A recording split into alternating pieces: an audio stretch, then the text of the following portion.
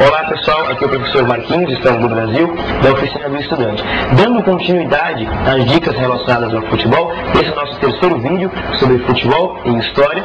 No último vídeo, a gente viu o Mundial de 1950, o complexo de vira-lata e a derrota para o Uruguai em pleno Maracanã. Esse medo de ser derrotado, esse sentimento de vítima ou de derrotismo, ele só será superado em um momento histórico depois, mas muito próximo a esse. No Mundial de 1954, o Brasil já teve uma campanha um pouco melhor, né? O Brasil chega, acho que não lembro exatamente, acho que as quartas de final contra a Hungria. O Mundial acontece na Europa novamente, é o Mundial da Suíça. O Brasil acaba sendo derrotado por 4-2, mas a seleção joga um pouco melhor, não supera o trauma de 50, não supera, mas ao mesmo tempo a seleção apresenta um futebol um pouco melhor. Mas sai derrotada também no Mundial de 54. Um episódio interessante é que esse jogo em 54 contra a Hungria acaba numa pancadaria tremenda. Começa com uma cusparada de um jogador contra o outro e termina em socos e pancadarias. Interessante que o contexto internacional é a Guerra Fria. E o Brasil jogava contra a Hungria, que sofreu muita influência da política da União Soviética. Então Brasil e Hungria saindo no tapa no final do jogo, isso acabou marcando como um exemplo dessa política internacional bipolar.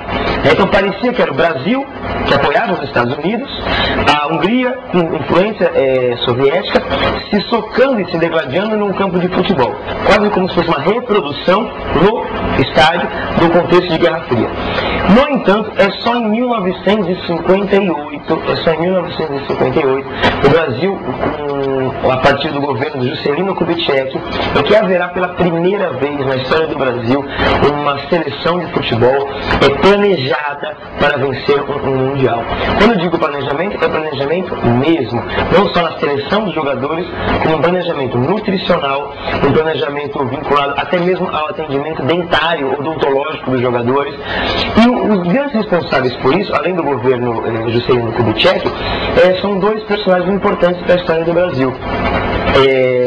São eles o Paulo Machado de Carvalho e o João Avelange, que mais tarde será presidente da FIFA. Então o João Avelange, que inclusive tinha sido atleta brasileiro de natação, o João Avelange e o Paulo Machado de Carvalho, que estavam ali no comando da CBD, né, Confederação Brasileira de Esporte, eles vão planejar uma seleção brasileira mais ou menos como a gente entende hoje, nos mínimos detalhes. A seleção embarca para a Suécia. A Copa do Mundo de 58 aconteceu na Suécia. E pela primeira vez aí, a seleção brasileira também levava alguns meninos para jogar nessa seleção. O Pelé, com 17 anos, era reserva, uma curiosidade, ele foi reserva nos primeiros jogos. O Pelé só entra, eu acredito, no terceiro jogo. E o Garrincha, do Botafogo, não era tão menino assim, mas era a Copa do Mundo e o Garrincha também foi reserva nos primeiros jogos. Alguns jogadores brasileiros vão se machucar nos primeiros jogos e é aí que entra a figura do Pelé e do Garrincha. Curiosamente, Pelé e Garrincha juntos nunca perderam sequer um jogo vestindo a camisa da seleção brasileira. E o Brasil, em 58, vence o Mundial, apresentando um futebol belíssimo, vence a final contra a Suécia, jogando na Suécia, uma vitória na casa do adversário, o que finalmente parecia superar o trauma de 1950. Porque se o Brasil foi derrotado em 50 jogando em casa, o Brasil era vitorioso em 58, jogando fora de casa contra os donos da casa, contra a Suécia, vencendo por 5-2, entre o Pelé faz aquele famosíssimo gol que entra pro hall dos gols mais bonitos dos mundiais, que ele mata no peito, chapéu no zagueiro, bate de primeiro, um gol lindíssimo. Então, em 58, o governo Juscelino, aqui que é legal ver o vínculo, o link, o governo Juscelino, os 50 anos em 5, o Brasil progredindo, a atração do capital estrangeiro, é interessante porque o Brasil se torna internacional de verdade. A internacionalização do Brasil acontece a partir disso também.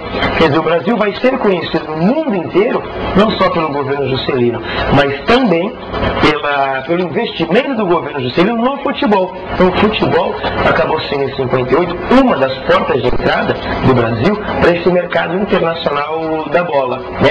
E aí a partir disso, o olho os empresários e os jogadores brasileiros também. Né? Em 58 também há outras vitórias no esporte. A Maria Esther Bueno vai ser campeã de tênis e o Éder Joffre campeão mundial de boxe. Né? Não é à toa que o governo Juscelino, grande financiador dessa seleção, vai criar inclusive uma musiquinha bastante otimista em relação ao Brasil. Né?